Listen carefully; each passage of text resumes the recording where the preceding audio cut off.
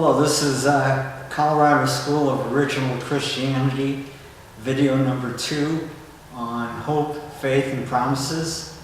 If you haven't seen video number 1, I'd suggest you look at that before seeing this one. It's short and it'll give you a little background.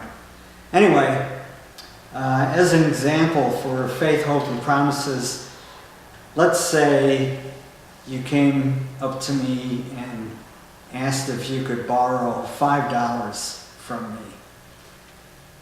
And you promised that you would return the $5 by the next day.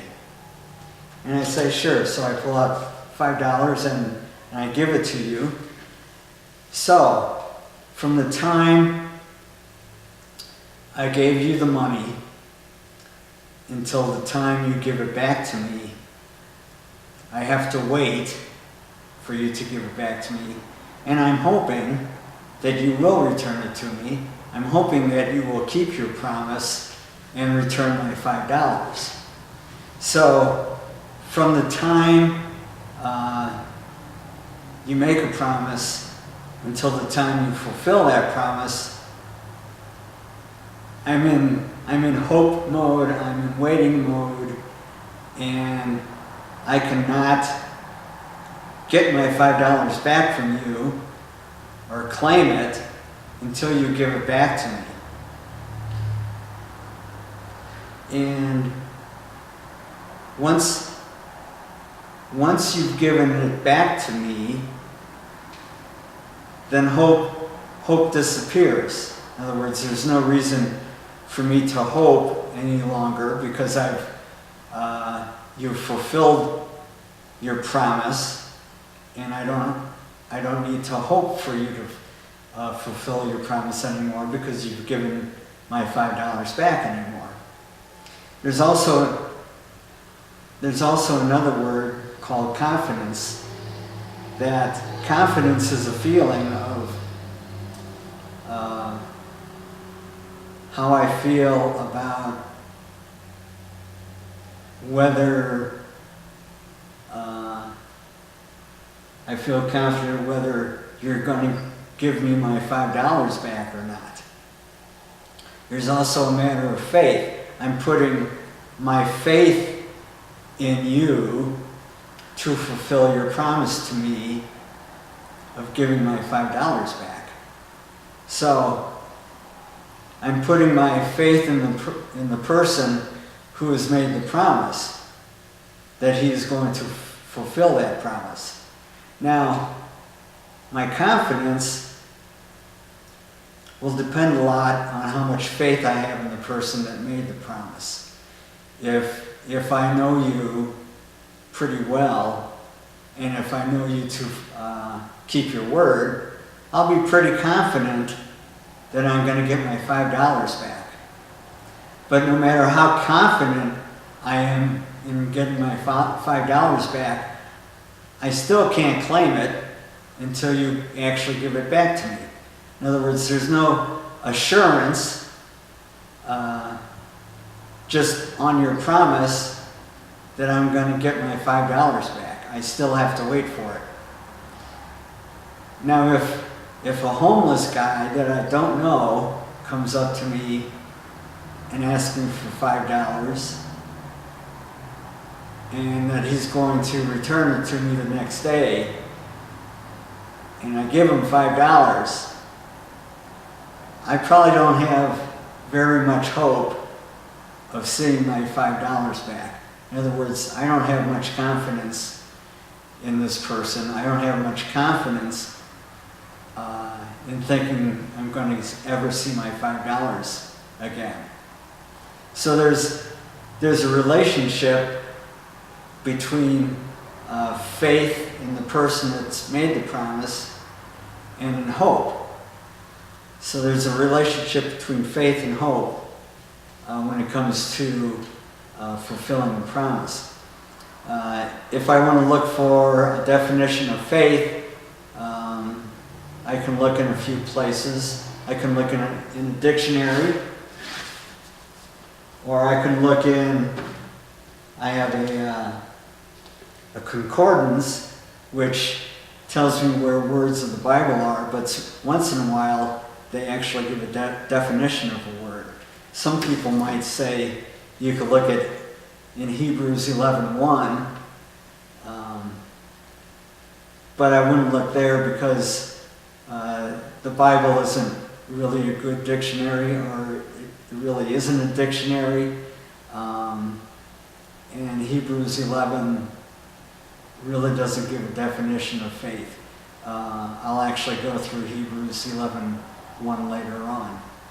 But in the concordance, it says, faith is a dependence on the veracity or truthfulness of another, firm belief or trust in a person, thing, doctrine, or statement. And one is said to keep faith when he performs a promise made to another. Now, let's take this example with this person borrowing my $5. Let's say, instead of him saying, I promise to return your $5 by tomorrow morning, instead he says, I'll return your $5 in a year if you pay your monthly utility bill on time every month. Now what we have here is what we call a conditional promise. It's a promise made on a condition of something that I need to do. And it's also very objective, this particular promise, because I can actually show by my statements whether I've paid my utility bill on time every month or not. And after I pay the 12th month on time, I'm going to feel pretty confident that I'm going to get my $5 back from this guy. But still, I can't claim the $5 until he gives it to me. See, there's a fine line between confidence and assurance. Assurance is when you actually get the thing that's promised, which is also being sure of it, or knowing, or being certain, is when you actually receive the thing back to you that was promised. Now let's say there are 2 weeks.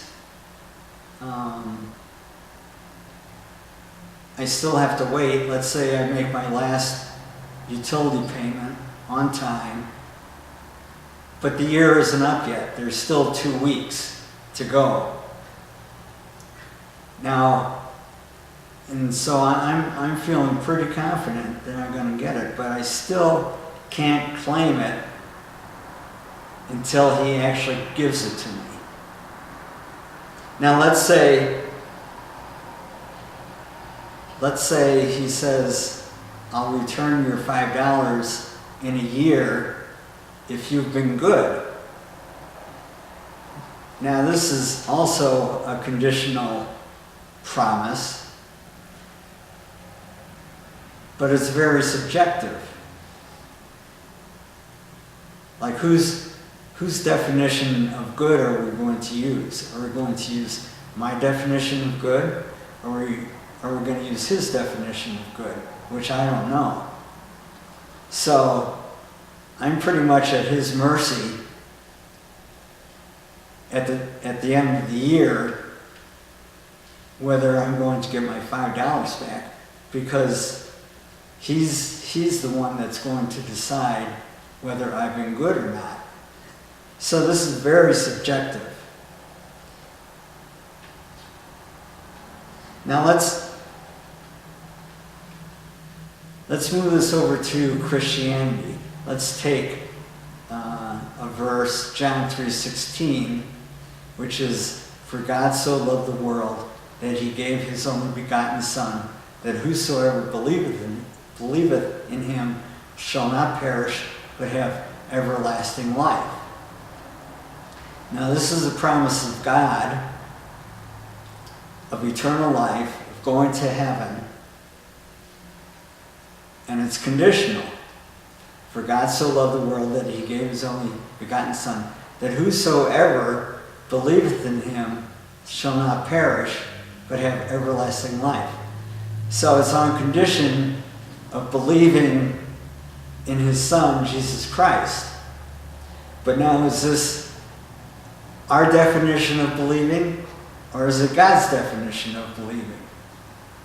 Once again, God is the one who is going to decide whether we believe or not. And we can't claim this promise until God gives it. And that's not until we die. God is going to decide whether we believe or not to receive eternal life. There are some verses.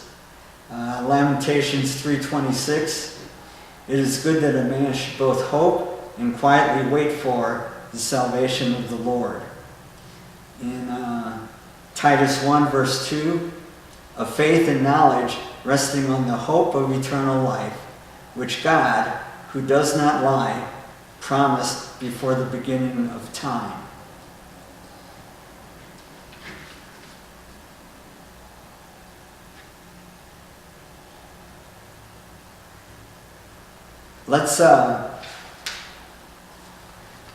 I have another example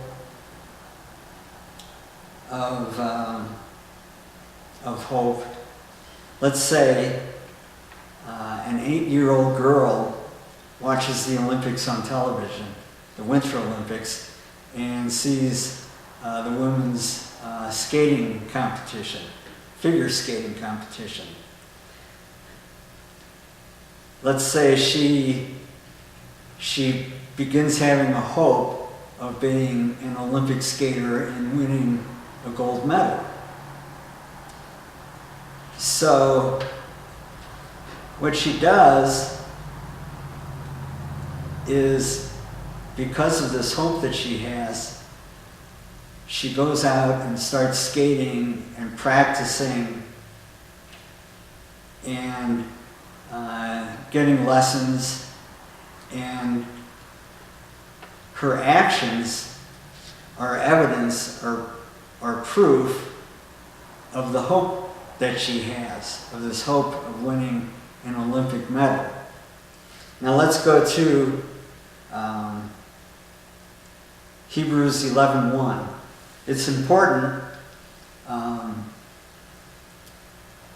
to use a good version of the Bible.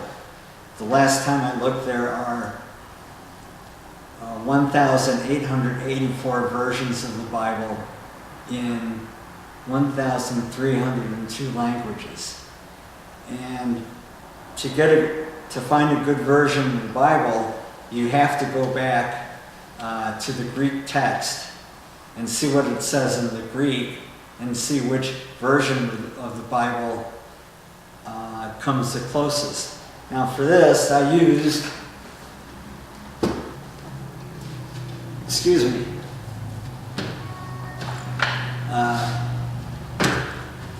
a Greek-English New Testament, which has the Greek, and this particular book, it has the Greek, and it has the New International Version, and it has the King James Version. So Hebrews 11:1.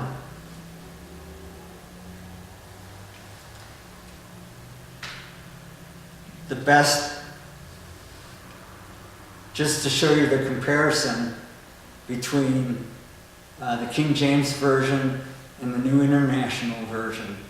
King James Version is, now faith is the substance of things hoped for, the evidence of things not seen. In the International Version, Hebrews 11:1 says, now faith is being sure of what we hope for and certain of what we do not see. I'll read the King James again. Now faith is the substance of things hoped for, the evidence of things not seen. Now you can see there's a pretty big difference between the two. In the Greek, it says, now is faith of things, or this is the Greek translation into English. Now is faith of things being hoped, the reality of things, the proof not being seen. Once again, now is faith of things being hoped, the reality of things, the proof not being seen. So really, the King James Version is closer to the Greek than the New International Version. For one thing, the International Version, which is also close to a lot of the other versions, uses the word sure or assurance or certain. Now these are words that are actually opposite of hope. And what you also have to do when you're looking up verses is take that verse in the context of what it's written. Now Hebrews 11 is all about the Old Testament people that have the promise of God of eternal life eventually, and it lists all these things that these people did by faith because it is the evidence or the proof of the hope that they had in the promise that God made them. Just like the 8-year-old girl that wanted to win the Olympics in skating, the evidence or proof of the hope that she had was in her actual practicing and working towards that goal. If there's another girl that had the same hope that she had, but she never went out and practiced or learned how to skate, she's not going to see that hope fulfilled.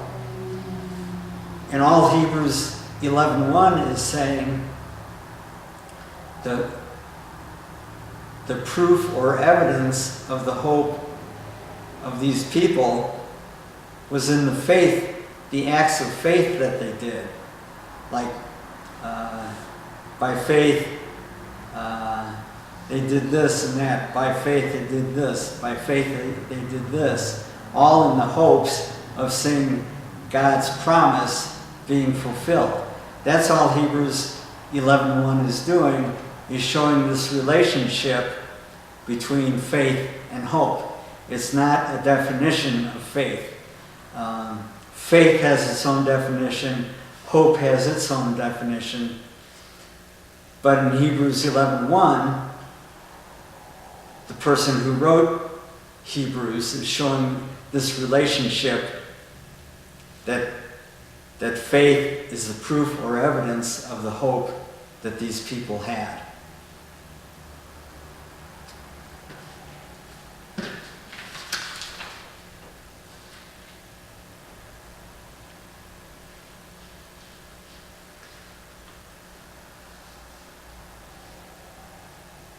That's all I have for faith, hope, and promises. The next videos will be about being one with God and knowing God.